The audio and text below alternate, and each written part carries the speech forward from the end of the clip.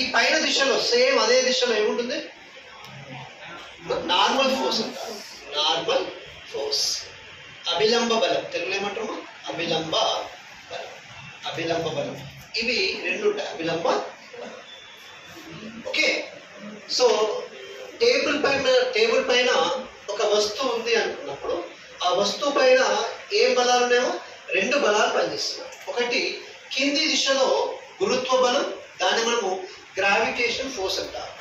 దానికి వ్యతిరేక దిశలో సమాన పరిమాణంలో, అంటే గ్రావిటేషన్ ఫోర్స్ కు వ్యతిరేక దిశలో సమాన మ్యాగ్నిట్యూడ్ పరిమాణంలో ఏముంటుంది? నార్మల్ ఫోర్స్, అభిలంబ బలం ఉంటుంది.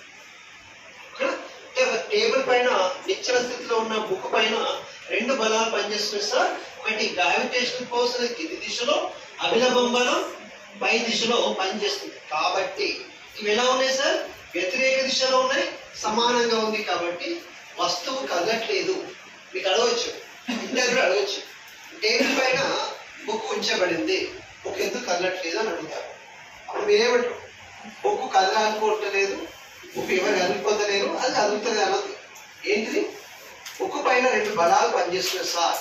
అదేంటిదంటే కింది దిశలో గ్రావిటేషన్ ఫోర్స్ ఎంతైతే పరిమాణంలో ఉంటుందో అంతే పరిమాణంలో పై దిశలో అభిలంబ బలం, నార్మల్ ఫోర్స్ పనిచేస్తున్నాయి. కాబట్టి ఏమైతే కింది పైన ఈక్వల్ గా పనిచేస్తుంది కాబట్టి వస్తువు కదలట్లేదు, అది నిశ్చల స్థితిలో ఉంది.